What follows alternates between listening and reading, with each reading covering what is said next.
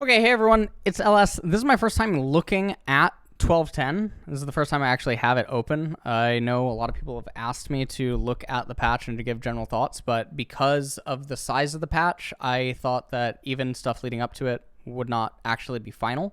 So until it was like officially posted, I wasn't going to react to it. So this is actually coming out about 2 days. It's 2 days out, right? I've been told that apparently there's other changes which are not cited on Twitter. That they're doing, which is they're nerfing apparently Ocean and Mountain, or at least so I'm being told by Twitch chat. But anyways, general thoughts on it. So all champions, base health is plus 70. Health per level, plus 14. Okay. And then armor per level, 1.2. MR per level, 0.8. Champion healing reduced by 10 to 28%. Champion shielding reduced by 10%. Okay. That's quite a sizable nerf, to be completely honest. System adjustments. Systems with healing reduced by 10 to 28%. System with shielding reduced by 10. Okay, that's mentioned above. Okay. Oh, yeah, okay, that's mentioned above. And then grievous wounds, 40 to 30%, enhanced 60 to 50. So they've lowered grievous wounds. Now, this doesn't really matter all that much. I'll talk about that in a second. Let's just finish this. Percent pen items reduced by 5 to 10% per value. That hurts, yes. Turret AD, outer 152 to 278 to 167 to 391, so now it is harder to dive. You have less HP on dives. Inner 170 to 305, 187 to 427, okay. Inhibitor 170 to 305, 187 to 427, that's a lot of extra damage. Nexus 150 to 285, to 165 to 405. Okay. Baron Nashor AD 125 plus 8 per minute AD to 150 plus 10 per minute. So now Baron also hurts more. Which is pretty interesting. And then on the right-hand side, Phlox has 5 tweets. 12.10 is a pretty massive patch, so we're holding off on all balance changes for it. We've had a much better sense of who needs to be nerfed or buffed after the patch is out, and we're expecting to do a bunch of balanced micro-patch by Thursday U.S. time of the patch. Okay, wide-sweeping changes like this just aren't predictable enough for us to know which specific champion will be OP and by how much before release. True. And it's going to be a fun time figuring out new builds and counters and all that, though. Okay. Why are we nerfing all your healing? Well, the worth of every point of healing shielding is just strictly up with the resists that you're getting. This is probably true with grievous wounds getting nerfed. True, okay. If we didn't adjust healing and shielding, sustained champions would be absolutely unkillable and buffed way more than their counterparts. We're not trying to swap League into a Mega Mundo meta. Why not? Okay, so that is what they've said. So initial thoughts on this. Mages are going to absolutely suck, and I don't know how Riot is going to address it. I have heard, now it's not cited here, it's not cited in the 5 tweets, that Void Staff is also apparently getting nerfed or something like that. Mages already really struggle to actually put champions into lethal thresholds that are not the squishy AD carries or the enemy squishy mage or an enchanter support or something like that. And even then, once the enchanter support has Mikhails, or once the enemy AD carry or the enemy mage has either Banshees, Mercs, Everfrost, plus like Fimbulwinter, depending on champion, any sort of magic resist item, things start to get really problematic, right? You have champions that are almost holistically countered just by building HP and a little bit of resistances, and it's like people never realize that, such as like Vex, right? Vex is really reliant on being able to get you into a lethal range so that she's actually able to reliably go in, get out, and get the resets and everything. And it creates like this really weird stuff going on. The other thing with mages is that, you know, there's the meme, like 30 minutes, 200 AP. It's a real thing outside of a couple of mages that can maybe, you know, accumulate more AP. Like Vigar is able to accumulate a lot of AP. Champions that are able to build like Deathcap second or something like that are going to obviously have a little bit more ability power. And what it's led to is it's led to a lot of the utility items gaining a lot of value. It's why Everfrost is literally everywhere, because it provides utility in addition to its stats in a lot of cases. Then you have things like Cosmic Drive that end up being built. That's what Zanya's is like another go-to item, which a lot of champions are obviously using.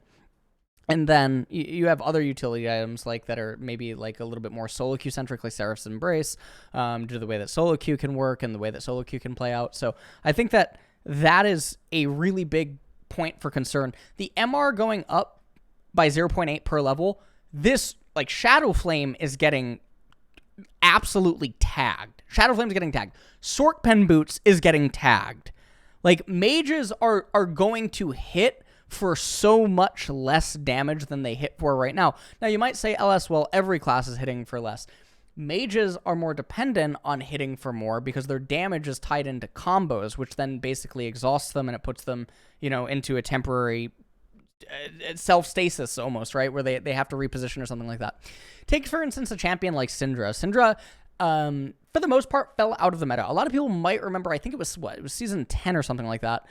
Was it season 10? I think it was season 10, right? Season 10, I think, was the period where Syndra, like, almost even had enough ability to go jungle. Syndra had really fast jungle clear speed. There was, like, not the memes, but there was a real legitimate chance, like, people were worried, like, she was actually going to be picked in jungle, right? By Selfmade, who was playing a lot in EU West Challenger.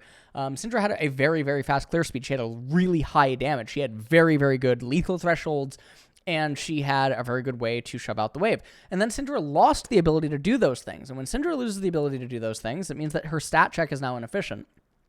When stat checks become inefficient, certain champions just really can't exist. When certain champions can't do enough damage, then champions who simultaneously stat check while also providing utility instantly become really valuable. This is why you end up seeing the return of Victor and Orianna and Azir very, very, very often because... That was weird.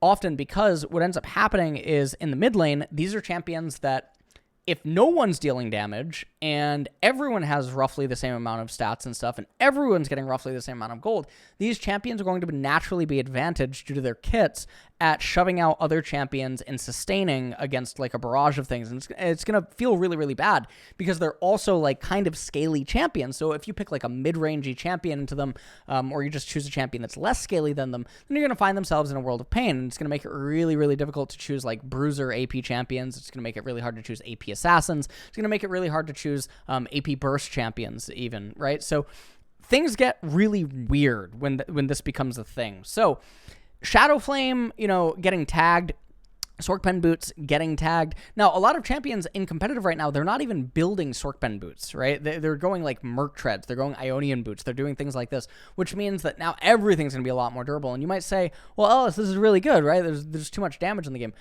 Mages were already kind of actually struggling to deal damage. In a lot of spots, they really were struggling to do damage when you consider who they're able to deal damage against, right? One of the best ways to actually beat mages is, again, you either stack HP, you have shields, or you stack magic resist, and they almost become like literally invalidated. One of the really good reasons that Ryze was so good was because he had so much HP, people were picking really bad champions into him, and because he had so much HP, he could actually stand his ground, and because the fight would go on for so long, then he would gain a lot of value. A lot of champions that like need to burst the opponent, need to do 60%, 70% so then they can reposition and stuff inside of fights.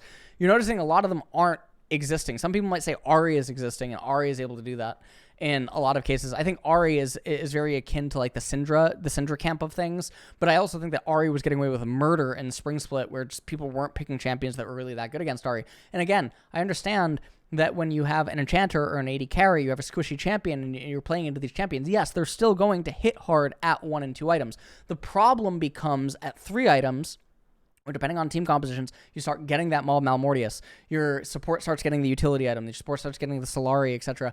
The mages really start to feel a lot of pain because they have to continue to build these items which don't actually convert to a lot of damage and instead convert to mostly utility. They're very, very dependent on the Void Staff in order to do things. They're going the Zanyas, etc. They're going Cosmic Drive, which isn't necessarily damage, it's more so granting them utility, which allows them to convert into damage a lot more often than they would otherwise be able to. So mages, my initial reaction is that mages are going to get tagged the hardest by these changes because it's everything that mages hate is just going up. Every single thing that they hate, and nothing is mentioned about their class. Now, you might say to yourself, well, Ellis, aren't AD champions also getting hit, right? Armor per level is going up, right? Health going up, etc. A lot of the AD champions, AD carries, they just want to be able to live longer because they have the highest DPS if they're allowed to, like, stand their ground. They just want to be able to actually live a little bit longer. Armor per level is not as painful as MR per level, and then AD champions chewing through HP is a lot easier to come by than, mixed damage champions or AP damage champions, etc., right? So the other thing about this is, like, Kraken Slayer is going to be really good. True damage champions that deal true damage, like Vayne immediately comes to mind, especially if this induces, like, a tank meta. Vayne immediately ends up coming to mind. Champions that deal max percent HP, not current percent. Champions that deal, max percent HP are definitely going to be a lot better in spots like this, right? So I think that's going to be good. One of my other reactions to this is that a lot of people might cry foul for lethality champions. Some people might say, well, lethality champions are going to get really hurt by this, right? Anyone who goes, like, Duskblade of Drakkar, anyone who goes Prowler's Claw, anyone who goes, any of the lethality items, if you end up going, like, I mean, I guess Eclipse still has the percent pen inside of it, but obviously people are going to complain that, like, Umbral not Shield Reaver, what is it? Serpent's Fang, Yumu's Ghostblade, etc. Like, the lethality items are getting tagged by this. And I just want to point out that a lot of the champions that build lethality don't have to build lethality. They can actually just go Black Cleaver in a lot of cases. I think a lot of people forgot when Zed was doing stuff like going Black Cleaver. He was going off tank. He was going very bruisery, right? I think a lot of people forget when Kiana was building Black Cleaver and she was going very tanky and whatnot, and she was very, very bruisery, right? And she had enough damage to kill the squishies because they can't build resists anyway. And then they were really tanky. And I think the same thing is going to apply here, where when you build Black Cleaver, when you have Black Cleaver inside of your itemization, and you're able to build these, like, mixed damage, like, it makes you bruisery, makes you deal more damage, and then you have the Black Cleaver to supplement it, I don't think that the armor and the HP changes are going to hurt those builds as much. And so that's what I predict for, like, the AD lethality, champion users that are going to build things of that nature. So I think that, like, Kiana, Zed, Talon, all the lethality, like, all the champions that you think of immediately when you think of lethality, I think they're gonna have build variations that just include and force Black Cleaver inside of their build path, and I think that's going to end up being a very standard thing.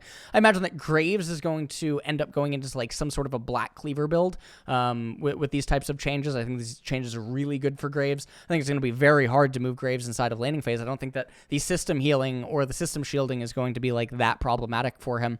And I think that he's going to have a very bizarre mix of things that he can do. I think that, like, Kayle, like, true damage champions that deal percent max health, all this other cool stuff. Not Kayle, sorry, Camille. I think Camille is going to obviously get a lot of value from this. I do think that, like, champions like Ornn are going to get a lot of value from these types of changes, being able to be a lot more durable, etc.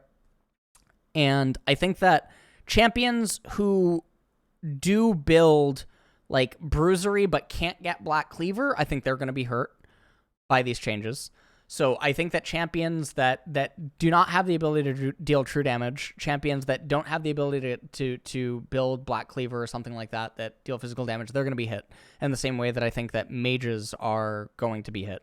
I do think that, like, someone like I think maybe Aurelia gets hit by this a little bit, like, as a champion that can come to mind. I think that Aurelia can get tagged ever so slightly.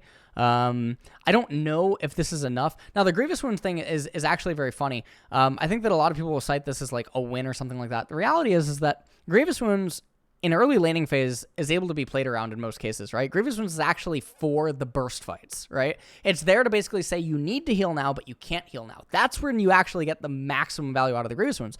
It's why I flame and I criticize players and even pro players who moronically build. You'll sometimes see them in bot lane, like on Lulu or Karma or something like that, or Nami. They'll build Oblivion Orb first item versus, like, Soraka or versus Yuumi. And you can tell that they never move their mouse cursor over the item, because what ends up happening is Soraka and Yuumi are non-combat healing AD carry or support, sorry. And what that ends up meaning is that they can just wait for the Grievous Wounds to tick off and then they can heal up. So if you're trading against them, like, lightly inside of laning phase, if they're sentient, they wait for it to fall off, then they heal, right? The only time that it ends up mattering is if you gank them, right? But if you're building Oblivion Orb first recall as a support player and all you have is the support item, what ends up happening is that you're saying that a gank is going to occur somewhere between level 4 and 5, and that's just very not likely in most cases, especially like. And what I mean by that is that it's able to be played around in a lot of ways. It's very unlikely that you can guarantee value out of the first item, Oblivion Orb, to the point where it would end up justifying the purchase and stunting the Mythic or something like that. But I think the same thing does work for Grievous Wounds in most cases. It's very rare that there is a lane where you were demanded to get it early. I think that Grievous Wounds in early laning is one of the most mistakenly purchased items, whether it be Executioner's, Bramble, or Oblivion Orb, that ends up happening. And I do not think that this is going to dissuade anyone from picking up the items or anything like that. So there's that. The Nashor thing being a little bit more difficult is going to be problematic for certain team compositions. There are team compositions that already do struggle to take Baron. They can take upwards of almost 30 seconds. And then you have other team compositions that can do it, in sub 20 or something. But obviously, even those sub 20 ones, they're going to start to feel the pain a little bit more. It's going to be a little bit more difficult. I wonder what this means for the solo or the dual Baron takers. I wonder if this still means that they can do it in most cases. And obviously, like, solo queue enthusiasts will understand what I mean by that. Like, when certain champions have it inside of their kit as an ability to, like, cheese Baron really fast, right? Heimerdinger is a notorious one. Bran Jungle used to be another really good one, as long as he had a body and 2 items with his passive plus Leandri's. Things of that nature. Master Yi being able to, like, solo it or something like that. Yone or Yasuo with a jungler, if they have shield bow and being able to do it. I think that, like, things like this are pretty common. So other stuff that I immediately think will end up happening. So I do think that enchanters are probably getting buffed by these changes. I think the difficulty in diving enchanters is going to obviously be more problematic. I do not think that the champion healing and shielding reduction is going to outweigh the extra HP and everything that they have in lane, because in most cases they're laning, they're not trying to kill you. They're just trying to live early. Their shields and heals aren't really that big early on, so it doesn't matter that they have a reduction, however minor it is, right? And now that Grievous Wounds is even more or less effective, right, inside of laning phase, I think they're going to probably end up being a lot better in laning. So you take, for instance, these magic resist changes, right? I'm thinking like Karma, Lulu, Ivern, etc. in mid lane, Seraphine, especially with some of the changes that she ended up getting in mid. I think that out the gate, enchanters in mid lane, or maybe even in top lane, right? I think Lulu has a lot of merit and stuff like that. I think that's going to obviously be really, really good. I think that some of these changes for Kayle are also probably really good. Any of, like, the common mages are just going to feel the pain on changes like this. I think this is very painful. I think that even for a champion that, like, deals true damage or, whatever, like Akali, I think Akali gets really tagged by these changes. I think the extra HP and resists that people have, Akali typically is a Sork or Shadow Flame user. This change completely claps Akali. And before you say anything about Riftmaker, go and check out the damage amplification that Riftmaker does, as well as check out the sequence of events that normally unfolds when Akali commits to an engage. Normally, Riftmaker is not actually, turbo increasing the damage. It's one of the worst items in the game. Riftmaker is really a Gwen item in most cases. Now, on the topic of Gwen, I do think that these changes can help Gwen. Just because Gwen is a champion that she does have true damage inside of her kit. She can use the Riftmaker. She does like being more durable. She does like the sustain game and things of that nature. So I think that, like, someone like Gwen is definitely going to get a lot more help. I think that champions that have like built-in stasises get a lot of help. Champions that really pair well with enchanters, just champions that pair really well with enchanters get a lot of aid. So I think that, like, I would be very surprised if out the gate tank enchanter and certain AD carries are not just the cream of the crop out the gate. I think that 80 carries that are able to build, like, tanky are also going to be really good. I think a lot of people might remember, like, Tank Kog'Maw. Tank Kog'Maw, I think, gets a lot of value from a lot of these changes. I think Tank Kog'Maw, this is really good for Tank Kog'Maw. I think that, like, Vayne probably does get value out the gate from these changes. I think Vayne is going to be a lot better. I think the 80 carries that are reliant on, like, early laning with serrated Dirks or just like really early laning power, like, you know, Varus going serrated Dirk or something like that, he's going to get really hurt by these changes a lot. It's not even funny how hurt Varus is going to get by these changes. The Draven is going to get really tagged by these changes, unfortunately. In some lanes, it will benefit Draven, depending on like who's the beatdown inside of the lane. I think that could end up being a thing, but I think that holistically, Draven does end up getting tagged. So stuff like that does feel really bad. Inside of the jungle, this does make farming junglers a little bit better. Some junglers do get hit. This is a nerf to Karthus. Karthus is a Sorc Pen only jungler. So this is outright a nerf to Karthus. There's no ifs, ands, or buts really about it. Junglers that can't build Void Staff, they can't get access to Sorc Pen boots, but their AP really crippled. I think in most cases, it feels really bad. I think like tank junglers really like a lot of these changes. Tank junglers that like to build like, you know, bruisery or something, can like these changes a little bit. If they're like of that class, of that like nature, I think this can be really good for them.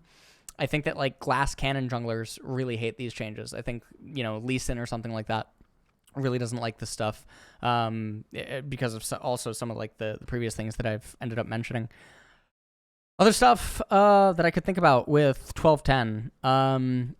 So again, I think Enchanters reign supreme. What other type of AD? I mean, I think Vayne, Kog'Maw. I think like Aphelios, right? If enchanters and tanks are very prevalent, I think Aphelios probably...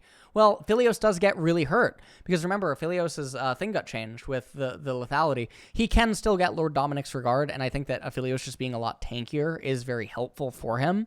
Aphelios is really good in a tank and enchanter meta if everyone's playing it and he gets to stand his ground. Aphelios is going to be really, really, really good. I think that other champions that are given time to scale and everything else like that are just harder to move become a lot better. I think like Senna becomes a lot better, especially with the way that she's able to itemize. She just has the Kraken Slayer. She doesn't have to go some of the more utility builds. She doesn't have to go to the lethality build or something like that. So I think that a champion like Senna gets a lot of value in that regard. I think that champions that have like HP built into some of their abilities or something are obviously going to like stuff like this.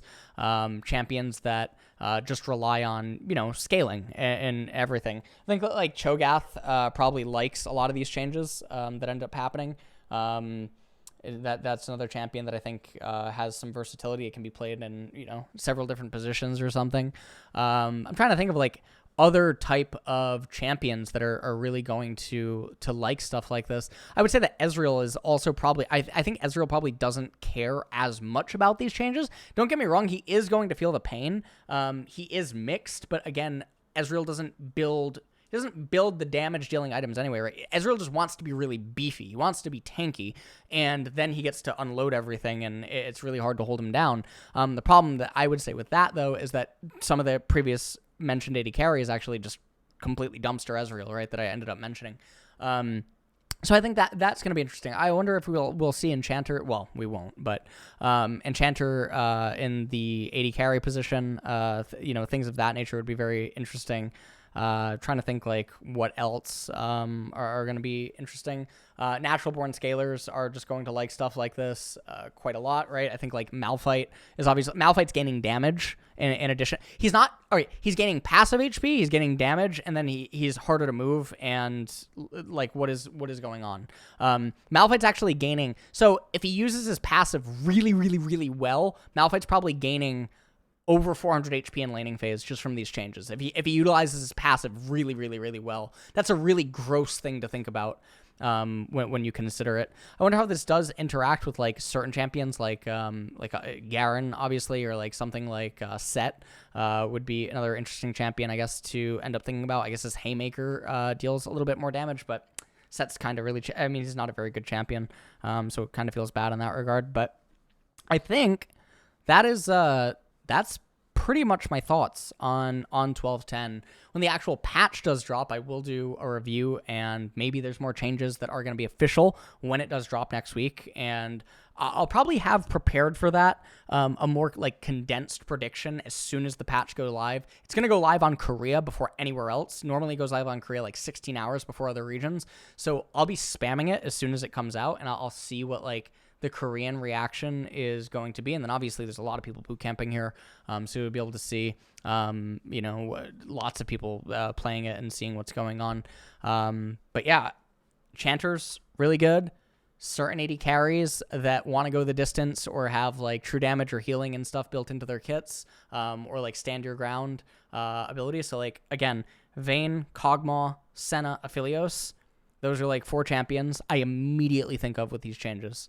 Those are just those are the 4 marksmen I immediately think of when I see these changes. I can't think of other ADCs. I don't know why, at least not off the top of my head. I do not know why I can't think of other ADCs that might really benefit from stuff like this. I mean, obviously, I think the champion like Twitch does probably benefit from this. He's tankier, and it depends. If you're AP Twitch, you really like these changes.